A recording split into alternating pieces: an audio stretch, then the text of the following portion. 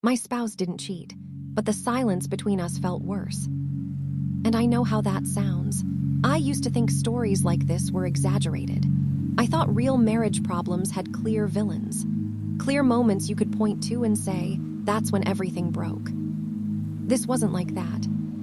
There was no betrayal, no shouting matches, no slammed doors or nights spent wondering where they were. There was just quiet. At first, it didn't feel dangerous. It felt calm, almost peaceful. We were busy, both of us. Work was demanding in ways that didn't leave bruises you could see, but somehow drained everything anyway. Bills, responsibilities, expectations. Life felt like one long to-do list that never ended. We'd come home tired, exchange a quick kiss, and move on with the evening. Dinner, dishes, TV, bed. On the surface, we were doing fine. But slowly, something started to change. Our conversations didn't stop suddenly. They just shrank. We used to talk about everything. Not just big things, small things, random thoughts, half-formed ideas, stories that didn't really go anywhere but made us laugh.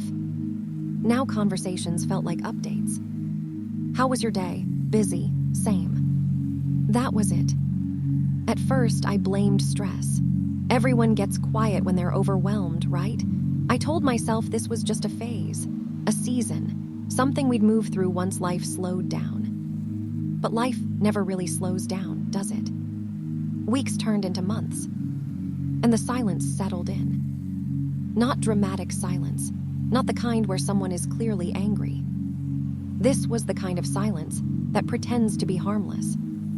We'd sit on the couch together, close enough that our arms touched.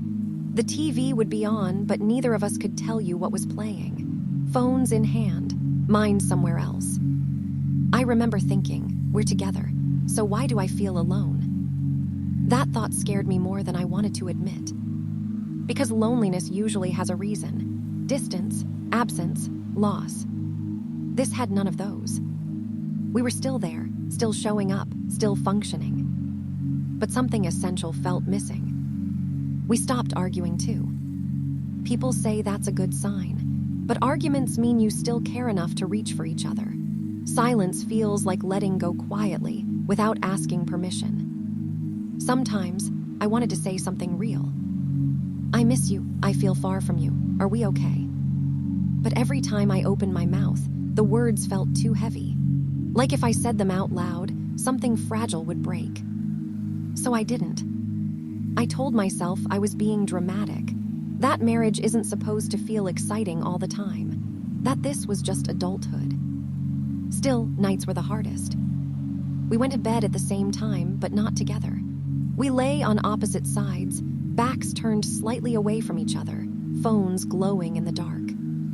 Not fighting, not touching, just existing. I started wondering if this was how love ends for most people. Not with explosions, but with neglect so quiet you don't notice until you're already grieving. And then the guilt came. Nothing was wrong. So why did it hurt? I started blaming myself. Maybe I expected too much. Maybe I'd changed. Maybe this was just who we were now. So I tried harder, quietly. I smiled more, complained less, took on more responsibility. I thought if I made life easier, things would get better. They didn't. If anything, I felt more invisible. Not ignored, invisible. Ignored feels intentional. Invisible feels accidental, like no one even realizes you're fading. Then came the moment that finally broke through the silence. It wasn't dramatic.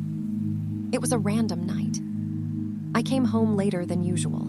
The house was quiet. No TV, no lights. I found my spouse sitting alone at the kitchen table, just staring at nothing. No phone, no distraction. That alone felt strange. I asked, "Hey, everything okay?" They didn't answer right away. Then they said something I still remember word for word. "Do you ever feel like we're just roommates who happen to share a past?" My chest tightened. Because that meant I wasn't imagining it. I sat down across from them. My heart was racing, but my voice stayed calm. "I've been afraid to say something," I admitted. "I thought it was just me." They looked relieved and sad and exhausted. And for the first time in a long time, we actually talked. Not yelling, not blaming, just honesty.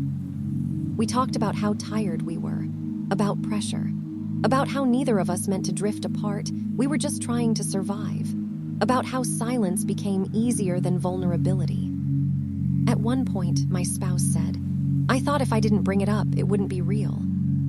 That broke something open inside me, because I'd been doing the same thing. We stayed up late that night. No phones, just two people finally admitting they felt lost. Nothing magically fixed after that. Life didn't slow down. Work didn't get easier. Responsibilities didn't disappear. But the silence changed.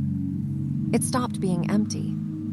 We started talking again, awkwardly at first, sometimes clumsily, sometimes late at night when we were already half asleep.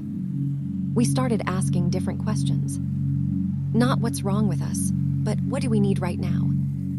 We learned something important. Love doesn't always disappear.